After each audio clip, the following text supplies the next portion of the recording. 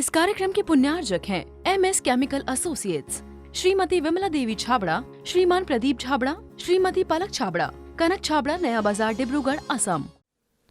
आचार्य भुवन कुलभद्र स्वामी महाराज ग्रंथराज सार समुच्चय जी में द्रव्य की शुद्ध सत्ता के साथ साथ अशुद्ध सत्ता का ही व्याख्यान कर रहे हैं और यहाँ पर समझा रहे हैं कि जब तक वस्तु की अशुद्धता का बोध नहीं होगा तब तक वस्तु को शुद्ध करने का पुरुषार्थ नहीं होगा। जब तक हमको गलतियों का एहसास नहीं होगा, गलतियों के बारे में पता नहीं चलेगा, तब तक गलती सुधरी नहीं जा सकती। कोई भी गलती यदि हमको सुधारनी है तो पहले उसका एहसास होना बहुत आवश्यक है। हमको भगवान बनना है तो पहले हमको ये समझना पड़ेगा हम संसारी हैं। यदि हम ये नहीं समझ पा रहे कि हम संसारी हैं तो हम कभी सिद्ध नहीं बन सकते। जो संसारी है वही सिद्ध होता है, जो संसारी है वही सिद्ध है, जो संसारी नहीं है वह सिद्ध भी नहीं बन सकता। इसलिए आचार्य उन कह रहे जब तक वस्तु की अशुद्धता का बोध नहीं होगा तब तक वस्तु शुद्ध करने का पुरुषार्थ नहीं होगा, और जब तक वस्तु की शुद्ध सत्ता का बोध नहीं होगा तो अशुद्धता हटाने का पुरुषार्थ भी नहीं होगा। दोनों बातें। वस्तु की शुद्धता का बोध नहीं होगा तो वस्तु कभी शुद्ध नहीं होगी, और वस्तु की अशुद्धता का बोध नहीं होगा तो कभी अशुद्धता हटाने का पुरुषार्थ नहीं होगा। कपड़ा गंदा है, मन नहीं नाम है कि हार्दिक कपड़ा गंदा है कि साफ है? धूल में तुम बैठ गए, कहीं किसी स्थान पर धूल थी और वहाँ पर तुम बैठ गए और तुम्हारे कपड़े पे धूल लग गई और ऐसा दाग लग गया कि अब सामान से ऐसे हाथ से झटकारा लेकिन साफ नहीं हुआ। अब बताओ कपड़ा गंदा है, हुआ कि नहीं हुआ? कपड़ा गंदा हुआ, इस बात को स्वीकार करना पड़ेगा पहले, पर इस बात को भी स्वीकार करना पड़ेगा कि गंदा कपड़ा नहीं हुआ है, गंदा तो गंदगी है। कपड़ा साफ ही है। दोनों चीजें देखो आप, कपड़े पर दाग लग गया है, हल्दी का दाग लग गया है, मेहंदी का दाग लग गया है, नारियल पानी का दाग लग गया, अनार का दाग लग गया, अथवा मैल लग गया, किसी ने पोंछ दिया, कीचड़ लग गई, कपड़ा गंदा है कि नहीं है? कपड़ा गंदा है कि नहीं है? बताओ कमल, कपड़ा गंदा हुआ कि नहीं हुआ? कपड़ा गंदा हो गया ना, ये बात स्वीकार है। यदि कपड़ा गंदा ही है और गंदा ही हो गया, अब कभी साफ होगा कि नहीं होगा? वो साफ होगा तो कपड़ा गंदा कहाँ था?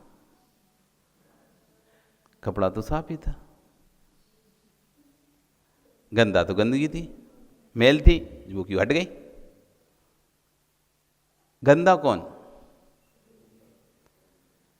गंदा गंदगी थी। तो आचार्य यही समझाना चाह रहे हैं दोनों बातें कि कपड़ा गंदा मैल लगा है तो कपड़ा गंदा हुआ है कि नहीं हुआ है? ये बताओ सुरेंद्र जी। कपड़े पर मैल लगा तो कपड़ा गंदा हुआ कि नहीं हुआ? देखने में आता, हुआ नहीं है तो कपड़ा गंदा नहीं हुआ क्या? तो कपड़ा गंदा नहीं हुआ, फिर तुम मैल धो, कपड़ा क्यों धोते हो? तो कपड़ा क्यों, कपड़ा को अलग रख दिया करो, मैल को धो लिया करो। किसे धोते हो, मैल को कि कपड़े को?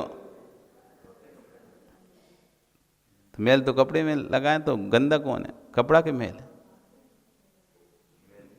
कपड़ा नहीं हुआ गंदा, कपड़ा गंदा नहीं हुआ क्या? कि हुआ है कपड़ा भी गंदा? हार्दिक, देखने में तो आता है कपड़ा गंदा हुआ है, और होता भी ऐसा नहीं है कि कोई हवा में कोई बात कर रहा, तभी तो आप कपड़ा धोते, नहीं तो क्यों दो? कपड़ा जब गंदा ही नहीं होगा तुम धोगे क्यों? वो ऐसा चिपका कि आपके झड़ाने से भी साफ नहीं हो रहा, ये तो पक्का गंदा हो गया अब तो। एक ऊपर से धूल लगी, नहीं कपड़ा गंदा नहीं, वो धूल थी, देखो हमने झड़ा दी, अब ठीक है, देखो वैसे ही वैसे साफ है। घरों में सामानों पे धूल लगती है, आप ऐसे पहुँच दे, देखो धूल ही धूल साफ की आपने, वो तो धोया ही नहीं है, सामान तो साफ नहीं किया, मतलब सामान तो नहीं, तो बस धूल को हटा दिया, देखो साफ हो गया। ऐसा कपड़े में धूल लगे तो समझ में आता है, लेकिन उसमें तो दाग लग गया, हल्दी का, मेहंदी का, रस का, कहीं और चीज़ का, अब तो कपड़ा गंदा है ना कि नहीं है? है कि नहीं है? क्या है? कपड़ा गंदा है कि नहीं है? बोलो, तुम तो कुछ बोल ही नहीं रहे, सब लोग चुप पे ही बैठे। अरे तो कितना बाल गोपाल की बात है, कोई भी थोड़ा सा छोटा सा बच्चा तक बता देगा चलते हुए, और तुम इतने सब ज्ञानी ज्ञानी हो। अच्छा, तो धोते किसको? कपड़े की गंदगी को, कपड़े को? हैं? उपाय नहीं है तो फिर धोते किसको? तो कपड़े को नहीं धोते क्या?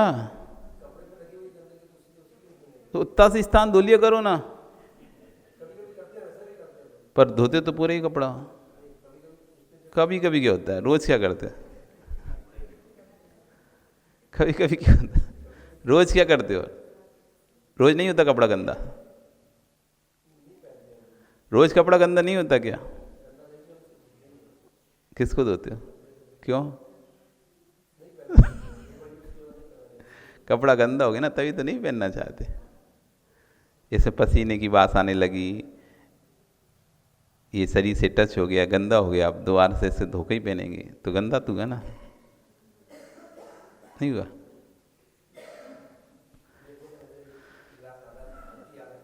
कपड़ा गंदा हुआ है सत्य है, कपड़ा गंदा नहीं हुआ है ये बात भी सत्य है। यही आचार्य कह रहे हैं कि जीव शुद्ध है कि अशुद्ध है? दृष्टांत से दृष्टांत पर पहुंचाना चाह रहे हैं कि जीव शुद्ध है या अशुद्ध है? हैं? कैसा है, अशुद्ध के शुद्ध? चलो कपड़ा तो छोड़ो, अब आ जाओ जीव पे आ जाओ। जो आत्मा तुम्हारी है वो शुद्ध है या अशुद्ध है? यदि, और ध्यान रखो, शुद्ध होगी तो सिद्धालय में होगी। वो जितनी भी शुद्ध आत्माएं हैं, ओ माँ पूजन हम भी तो कर रहे हैं, एक और ये भी पूजन चल रही है। जितनी भी शुद्ध आत्माएं हैं वे कहाँ पर हैं? कहाँ हैं? जितनी भी शुद्ध आत्माएं हैं कहाँ पर हैं? सिद्धालय में। जितनी भी अशुद्ध आत्माएं कहाँ हैं? यहाँ पर हैं।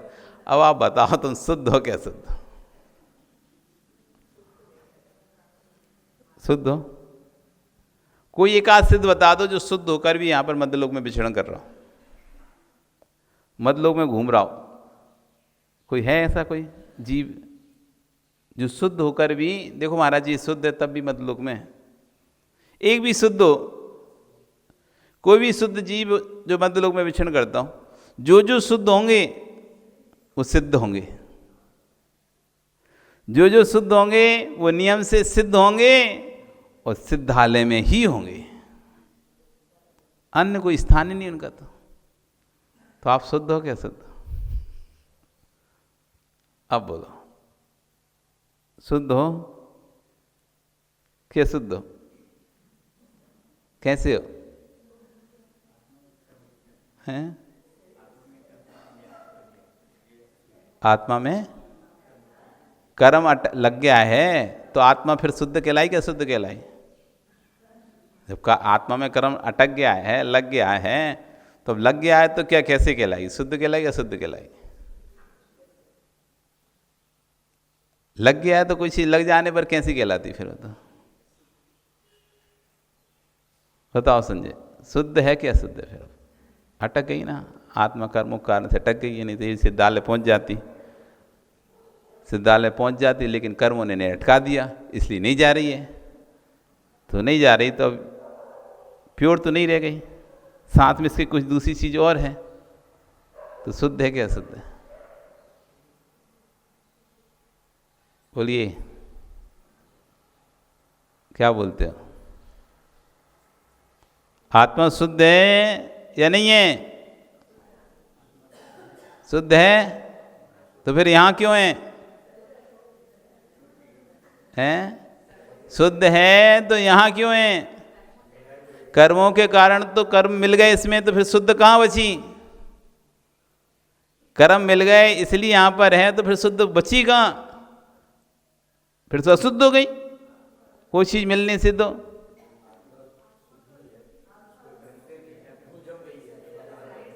धूल जमने के बाद शुद्ध कहलाएगी क्या?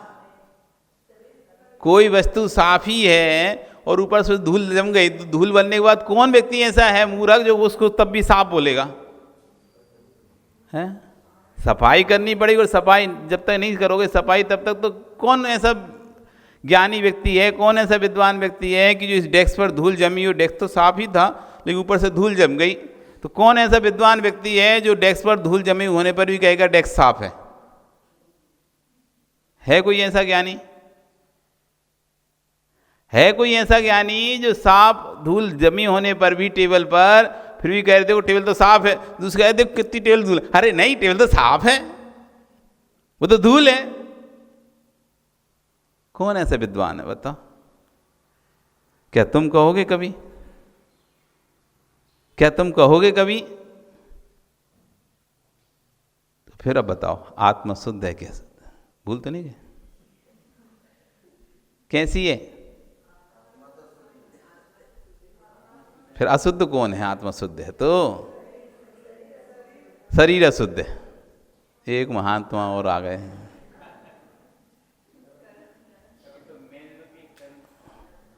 शरीर अशुद्ध क्यों है भाई? वो भी पुद्गल है, जैसे वो जीव द्रव्य है, पुद्गल द्रव्य, वो अपने शुद्ध थे, अपने में भी शुद्ध। जब वो अशुद्ध नहीं है तो ये भी अशुद्ध कैसे? ये किससे मिल गया जो अशुद्ध हो गया? पुद्गल पुद्गल था, इसमें क्या मिला है? कुछ तो मिला है कैसे पुद्गल में? जो भी शरीर के अंदर है वो सब पौद्गलिक चीज है ना, पुद्गल है। फूलन गणन सड़न स्वाय, तो पुद्गल पुद्गल तो अपने पुद्गल ही है, उसमें तो कुछ मिला ही नहीं है, जीव भी नहीं मिला उसके अंदर, धर्म अधर्म आकाश काल कोई धर्म, तो वो भी तो शुद्ध ही है। वो अशुद्ध कैसा है? कैसा है जीव? शुद्ध है क्या शुद्ध? हम ही बता दें? ठीक है भैया, हम ही बता दे रहे, हम ही बता दे रहे।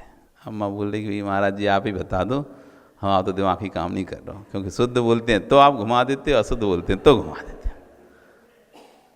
बिल्कुल सही है, ये घूम रहे हो ना तुम संसार में, इसलिए घूम रहे हो, शुद्ध अशुद्ध का बोध ही नहीं है। जब तक वस्तु की अशुद्धता का बोध नहीं होगा तब तक वस्तु शुद्ध करने का पुरुषार्थ नहीं करेगा। आप अशुद्धता को स्वीकार नहीं करोगे, टेबल पर धूल जमी है इस बात को यदि आप स्वीकार नहीं करो, टेबल गंदी है, तो आप कभी टेबल को नहीं पहुंचोगे। और जब तक आपको वस्तु की शुद्धता का बोध नहीं होगा तो अशुद्धता हटाने का पुरुषार्थ नहीं करोगे। जब तक ये दिमाग में नहीं रहेगा कि धूल के अंदर तो धूल हटने के बाद वस्तु वापस वैसी वैसी निकल जाएगी, स्वच्छ की स्वच्छ निकल जाएगी, चमकती निकल जाएगी, तो आप कभी धूल नहीं हटाओगे। फिर दोनों समझ में आ रहा है? यदि आप वस्तु को सदैव शुद्ध ही मानते रहोगे तो कभी उसकी धूल नहीं हटाओगे, धूल लगी होने पर भी नहीं हटाओगे। और वस्तु को सदैव अशुद्ध मानते रहोगे तो कभी आप उसको धूल नहीं हटाओगे। हम धूल हटा भी देंगे तब भी शुद्ध नहीं होगी। तो कोई वस्तु, कांच के नीचे आपने कोई सामान रख दिया, ऊपर से कांच रख दिया, आपको पता है हम ऊपर से कितना ही साफ करें वो तो नीचे है ना, तो वो तो हटेगा ही नहीं जब तक उसको हटाएंगे नहीं। यदि ऐसा ही सोच लिया कि कभी हटेगी नहीं धूल, कभी धूल हटेगी नहीं, खराब ही रहेगा, वस्तु ऐसी रहेगी, तो कभी आप धूल हटाने का प्रयास नहीं करोगे। आजकल एक नया वो चल रहा है, एक लिक्विड आता है, वो ठोस हो जाता है ना, उसके पीछे कुछ भी गुलाब का फूल रख दो, कोई पंख रख दो, कोई नाम लिख के रख दो, ऊपर से लिक्विड डाल दो तो वो वैसे हो जाता है, उसे जो भी बोलते हो। तो मान लो कोई धूल के ऊपर कोई वो लिक्विड डाल दे तो क्या होगा? वो नीचे धूल सेट हो जाएगी, ऊपर से लिक्विड दिखेगा। अब कभी भी आप पहुँचो वो धूल अब कभी नहीं हटने वाली, क्यों? वो तो धूल अंदर है ना, आप ऊपर से पहुँचते ही रहो तो धूल दिखती रहेगी। तो ऐसा नहीं है कि हमको जहाँ पे, हमको तो पता है ना इस पर धूल लगी है, यदि हम हटाएंगे, पुरुषार्थ करेंगे से हट जाएगी तो अशुद्धता में भी शुद्धता दिखाई देना चाहिए, और शुद्धता होने पर भी ऊपरी अशुद्धता को देखकर ये समझना चाहिए कि ये अशुद्ध है। दोनों बातें जब तक ज्ञान में नहीं होगा, जब तक अशुद्धता का बोध नहीं होगा, तो व्यक्ति शुद्ध करने का पुरुषार्थ नहीं करेगा, और यदि शुद्धता का बोध नहीं होगा उसकी, तो कभी व्यक्ति अशुद्धता हटाने का पुरुषार्थ नहीं करेगा। कपड़े पर मैल लगा है तो आपको ये भान होना चाहिए कि कपड़ा तो साफ ही था, मैल खराब है, तब तो मैल लगा है, तब तो आप कपड़ा धोने की कोशिश करेंगे और कपड़े को वापस निकालने की कोशिश करेंगे जैसा स्वच्छ था।